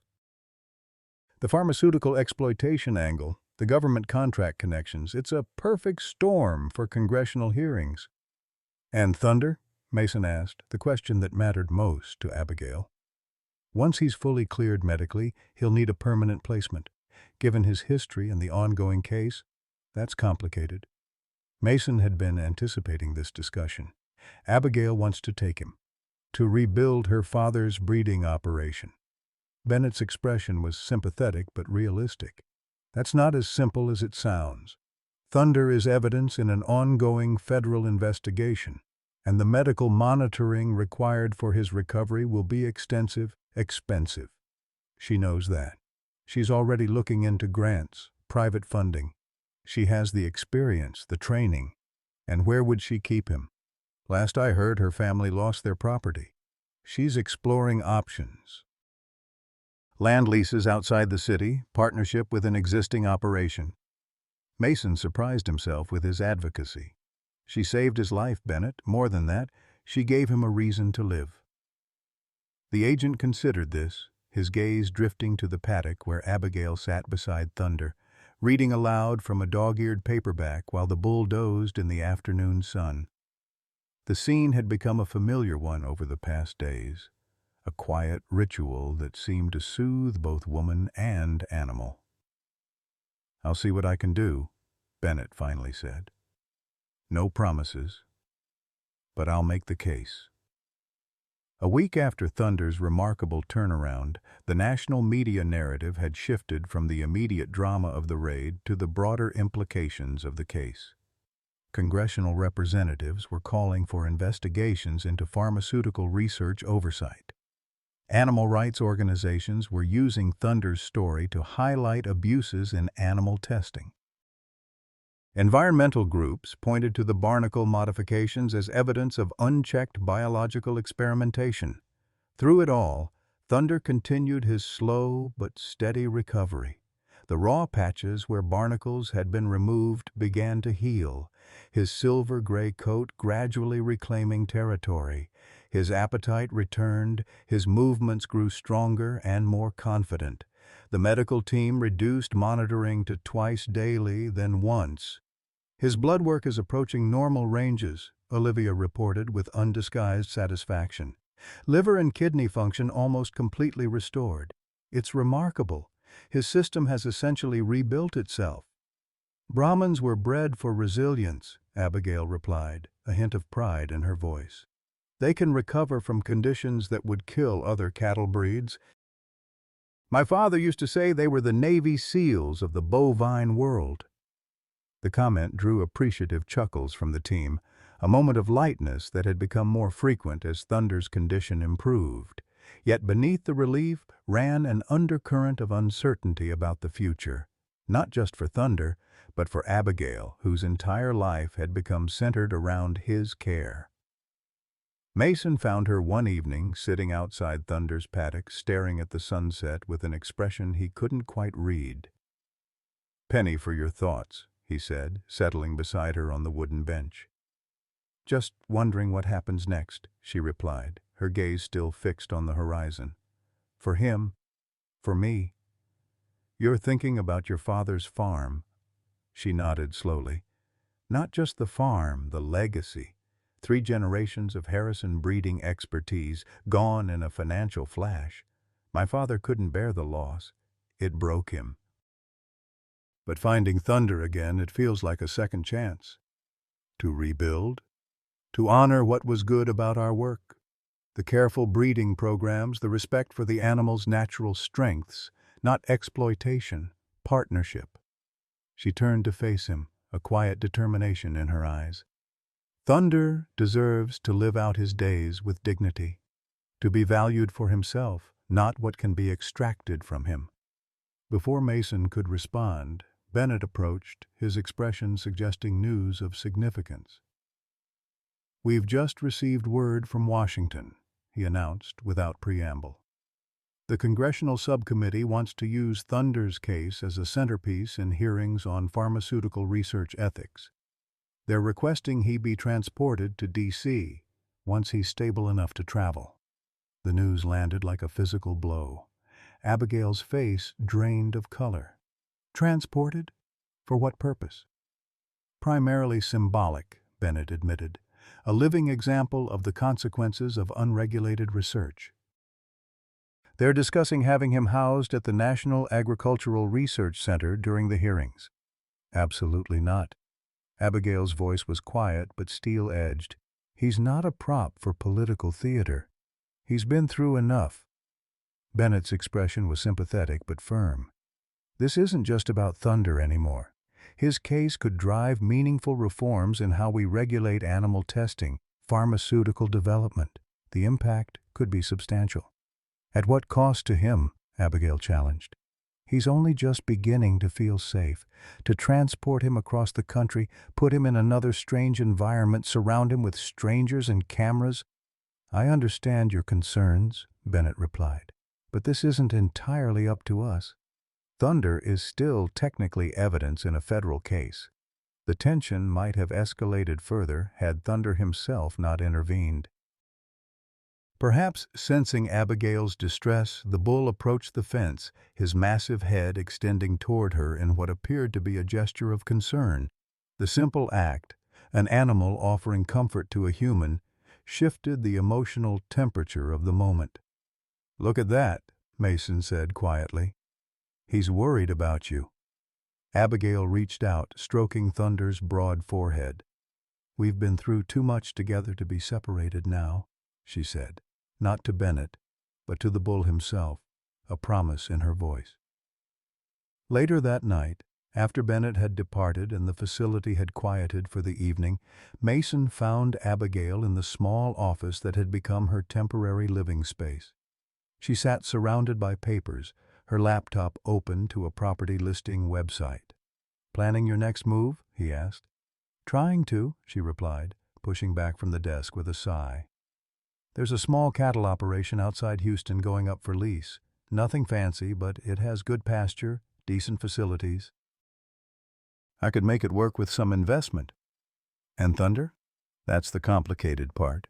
She gestured to another stack of papers, legal documents, from what Mason could see.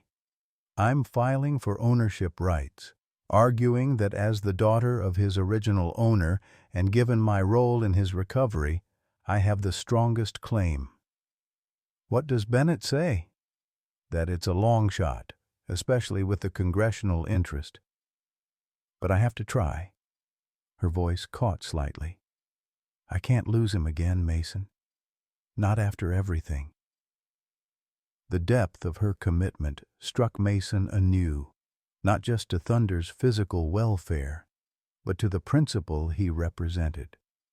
In a world that too often viewed animals as commodities, Abigail saw a being deserving of dignity and constancy. "I'll help however I can," he promised. "We all will." The next morning brought unexpected news. One of the FBI's raids on Sentinel's security solutions had uncovered documents proving the original theft of Thunder from Harrison Breeding. Rather than being sold with the rest of the herd when the farm went bankrupt, Thunder had been specifically targeted by Nexus Biomedical for his exceptional health markers and purchased through a shell company. "This changes things," Bennett explained, showing Abigail the documentation. "It establishes that Thunder was essentially stolen property, acquired through fraudulent means. Your claim as the Harrison family representative is suddenly much stronger. Hope flared in Abigail's eyes. Strong enough to counter the congressional request? Possibly, especially if we can offer an alternative that still serves the public interest. That alternative began taking shape over the following days, a compromise that might satisfy all parties. Rather than transporting Thunder to Washington, they proposed bringing key congressional representatives to the Gulf facility. He would come when she called, follow her without a lead rope, stand patiently for examinations that once would have required restraint. In the evenings, he often positioned himself near the fence closest to the facility building, as if keeping watch over her while she worked inside. "It's extraordinary," Olivia remarked, observing this behavior. "The level of trust he's developed, especially after such trauma. It defies conventional understanding of bovine psychology." "It's not just psychology," Abigail replied. "It's memory. He remembers kindness from before all this happened, and he recognizes it now."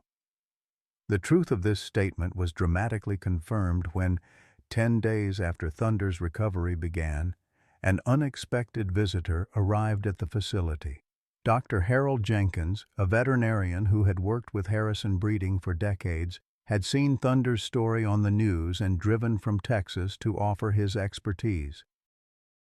"I couldn't believe it when I saw the footage," the elderly vet explained, his weathered face alight with amazement. "I would know that bull anywhere. Delivered him myself 6 years ago. Finest Brahman calf I'd seen in 30 years of practice." The real test came when Jenkins approached Thunder's paddock. The bull, typically wary of strangers, especially men, stopped grazing and lifted his head. A moment of tense assessment followed as Thunder studied the newcomer. Then, to everyone's astonishment, he walked directly to the fence, stretching his neck toward the veterinarian in clear recognition. "Well, hello there, old friend," Jenkins said softly, reaching out to stroke the massive head. "You've been through quite an ordeal, haven't you?"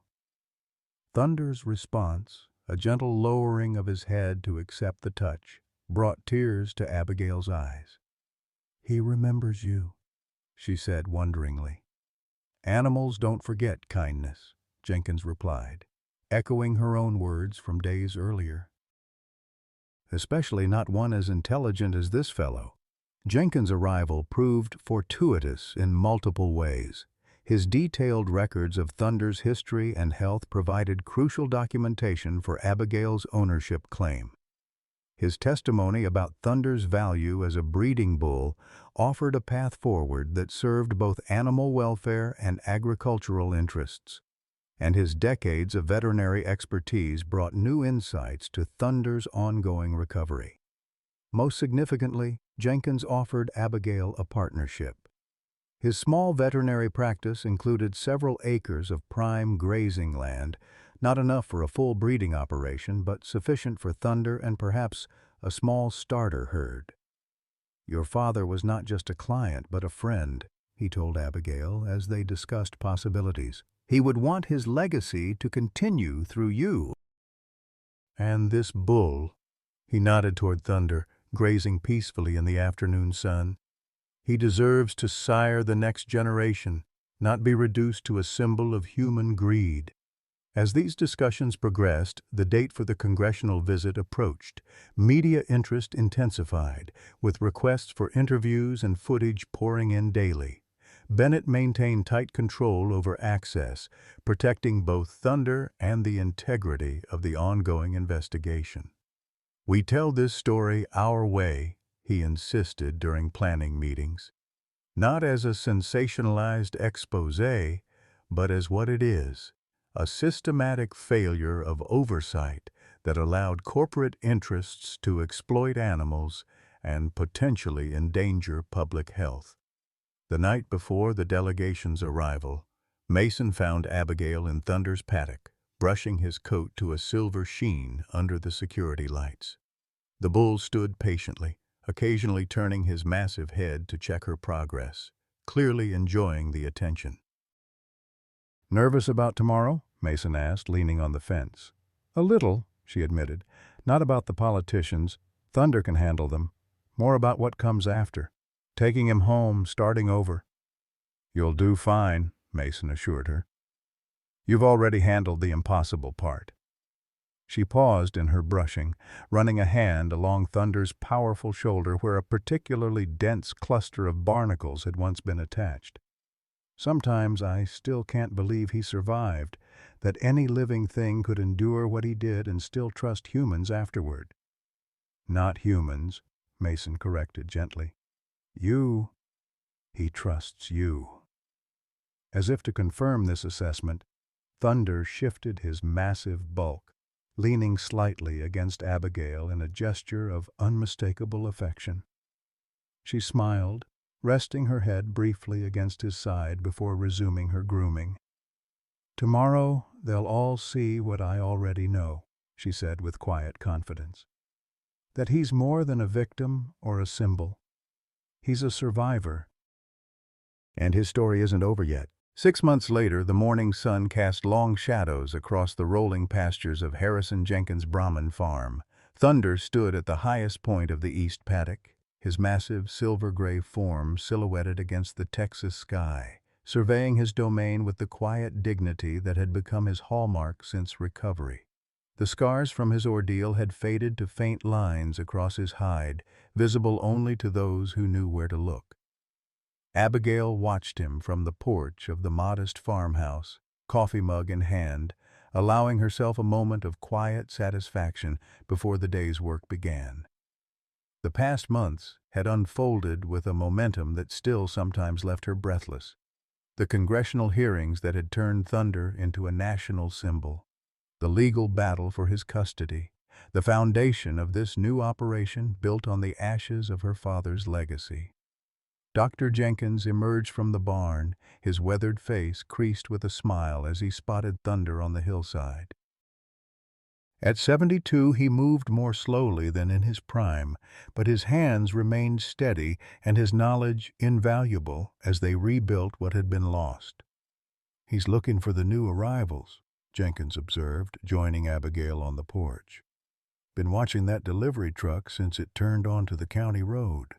He always knows, Abigail agreed, a note of wonder still in her voice despite months of witnessing Thunder's uncanny awareness. Sometimes I think he understands more about this operation than we do. The congressional hearings had proven more consequential than anyone anticipated. Thunder's story, presented with Abigail's straightforward testimony and supported by the mountain of evidence the FBI had accumulated, sparked national outrage. The footage of his rescue, his desperate struggle for survival, and his remarkable recovery had put a face, a profoundly sympathetic one, on the abstract issues of pharmaceutical research ethics and animal welfare. The resulting legislation, now moving through committee with bipartisan support, would create unprecedented oversight of animal testing in pharmaceutical development. Industry lobbyists had fought vigorously, but the public sentiment unleashed by Thunder's case had proven too powerful to overcome. For Abigail personally, the aftermath had brought both challenges and opportunities. Her custody claim for Thunder had ultimately prevailed, supported by Jenkins's testimony and, most surprisingly, by several key congressional representatives who had met the bull during their Gulf Coast visit. But ownership came with responsibility. Thunder required ongoing medical monitoring, and the publicity surrounding his case made him a target for both well-meaning but intrusive supporters and the occasional threat from those implicated in the original conspiracy. The solution had emerged organically, a partnership with Jenkins, combining his land and veterinary expertise with Abigail's breeding knowledge and fierce dedication. Together, they had secured grants and private donations to establish a small but state-of-the-art breeding operation focused on preserving the exceptional qualities of the Brahman line that Thunder represented. Trucks turning in, Jenkins noted, nodding toward the long driveway. Right on schedule. The delivery marked an important milestone, the arrival of 3 Brahman heifers, carefully selected for their genetics and temperament.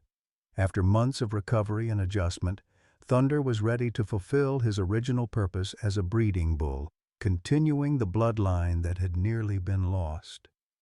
"I'll get him," Abigail said, setting down her coffee mug. No halter or lead rope would be necessary. Thunder came when called now, a level of training unusual for a bull of his size and power.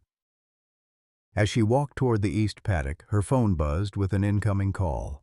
Mason Walker's name flashed on the screen, bringing a smile to her face. The Marine Ranger chief had remained a steadfast ally long after Thunder's case had ceased to be his professional responsibility. "Perfect timing," she greeted him. "The new heifers are arriving as we speak." "That's actually why I'm calling," Mason replied, the smile evident in his voice. "Wanted to wish you luck with the expansion. How's our boy handling the excitement?" "Like he's been expecting this his whole life," Abigail said, watching as Thunder began making his way down the hill, his powerful legs carrying him with the fluid grace that had once made him a show champion. "He's been watching the road all morning." Their conversation continued as Abigail reached the paddock gate. Thunder approached at a measured pace, stopping a respectful distance away, but clearly eager to investigate the arriving truck. "The FBI closed the last of the related cases yesterday," Mason informed her. "Bennett asked me to let you know. Reynolds got 20 years, the Sentinel executives even longer." "Good," Abigail said simply. Justice had been important to her, not from a desire for vengeance, but from the need for accountability, for Thunder, and for all the animals exploited in similar schemes. After they ended the call, Abigail opened the gate, and Thunder fell into step beside her as naturally as a well-trained horse might. Together they walked toward the delivery area where Jenkins was already speaking with the driver, paperwork in hand. The 3 heifers being carefully unloaded were prime examples of the breed, sleek, powerful animals with the distinctive hump and loose skin of the Brahmin. Thunder watched their arrival with evident interest, his ears pricked forward, intelligence shining in his dark eyes. "What do you think, big guy?" Abigail asked softly. "Are they up to your standards?" Thunder's response was a gentle nudge against her shoulder, a gesture that had become his way of communicating approval. It never failed to amaze Abigail how the massive bull, capable of lethal force if he chose to use it, had developed such careful, deliberate gentleness in his interactions with her. The congressional hearings had included testimony from animal behavior experts who expressed astonishment at Thunder's psychological resilience.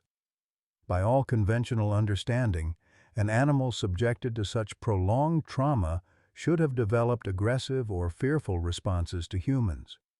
Instead, Thunder had demonstrated an almost unbelievable capacity for discernment, wary of strangers, especially men in laboratory attire, but unfailingly trusting with Abigail and increasingly with Jenkins. "It challenges our fundamental assumptions about bovine cognition," one expert had testified. "This animal is making distinctions and judgments that suggest a level of emotional intelligence we haven't properly recognized in cattle." The observation had sparked a new avenue of research with Thunder as its reluctant centerpiece. Universities had approached Abigail with requests to study him, offering grants that would help fund the fledgling breeding operation. She had agreed to limited, non-invasive observation studies conducted under strict protocols that prioritized Thunder's comfort and routine. As the heifers were settled into their new paddock, Thunder watched from an adjacent enclosure, his posture alert but calm. Jenkins oversaw the process with the practiced eye of a veteran veterinarian, ensuring each animal received a thorough health check before joining the small but growing herd. "They're magnificent," Abigail commented, admiring the sleek lines and powerful builds of the new arrivals. "Father would have approved." "Harrison always had an eye for quality," Jenkins agreed, his voice softening with memory. "These 3 come from bloodlines he helped develop. In a way, we're bringing his work full circle." The symbolism wasn't lost on Abigail. Her father's suicide had left wounds that might never fully heal, the crushing weight of failure, the loss of purpose that had driven him to that final desperate act. But standing here, watching Thunder assess his new companions with regal bearing, she felt a sense of continuity that eased some of that old pain. "We're not just preserving genetics," she said quietly. "We're preserving values, the respect for these animals as partners rather than products." That philosophy had become the cornerstone of their operation, articulated in the mission statement that hung in the farm office and featured prominently on their website. The Harrison-Jenkins approach emphasized ethical breeding practices, humane handling, and recognition of the intelligence and emotional capacity of the animals in their care. It was an approach that had resonated beyond the agricultural community. The national attention surrounding Thunder's case had brought unexpected allies: environmental organizations, animal welfare groups, sustainable farming advocates. What might once have been seen as a traditional cattle operation had become something of a model for a new paradigm, bridging conventional agriculture with evolving ethics around animal husbandry. By mid-afternoon, the new heifers had settled into their paddock, exploring their surroundings with cautious curiosity. Thunder watched them from his adjacent enclosure, occasionally approaching the fence line when one ventured near, but never displaying the aggressive posturing typical of bulls establishing dominance. "He's gentler than I expected," commented Dr. Sarah Larson, the university researcher who had been granted permission to observe Thunder's behavior. She sat with Abigail on the observation bench, notebook in hand. "Most bulls his age and size would be much more assertive with new females." "He's not most bulls," Abigail replied with a small smile. "He assesses before he acts. Always has, from what my father told me, even before—" She didn't need to finish the sentence. "Before the Barnacles, before the barge, before the cruelty that had nearly claimed his life. The unspoken history hung between them, acknowledged but not dwelled upon. His trauma hasn't diminished his essential nature," Dr. Larson observed. "If anything, it seems to have refined it. He's extraordinarily deliberate in his interactions, almost thoughtful."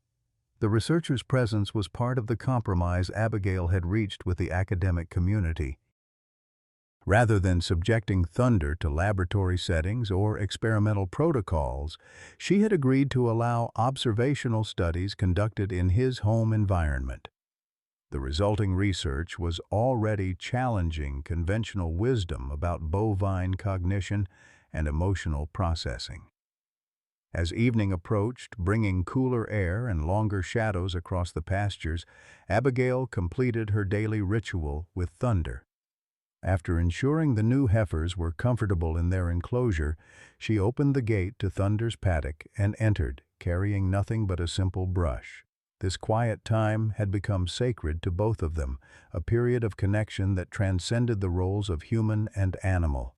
Thunder approached without hesitation, lowering his massive head to greet her.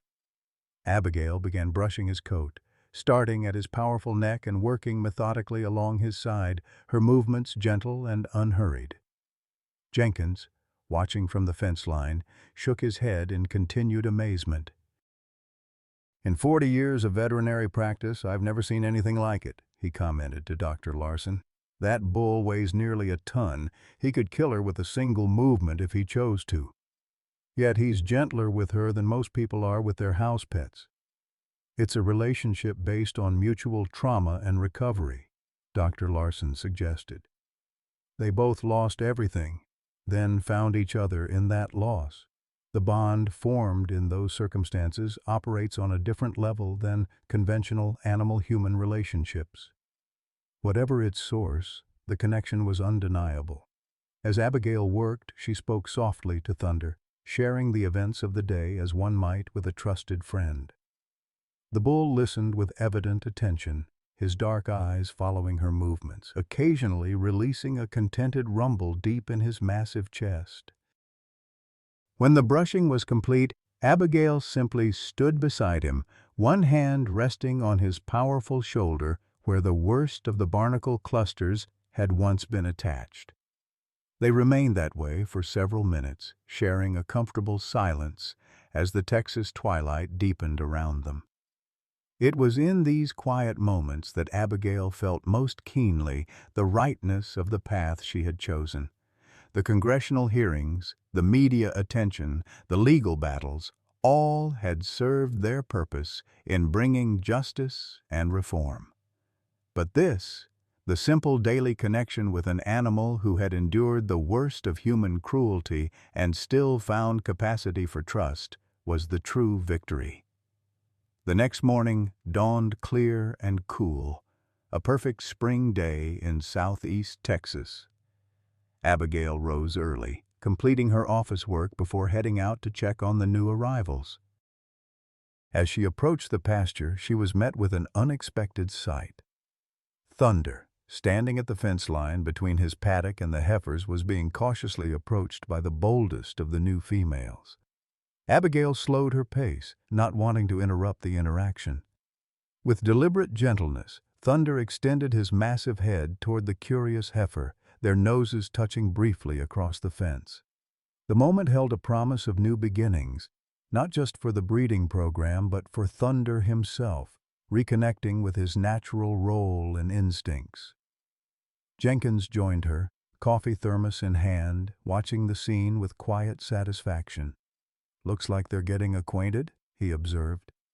"We could introduce them properly next week if all goes well." "Let's give them time," Abigail replied.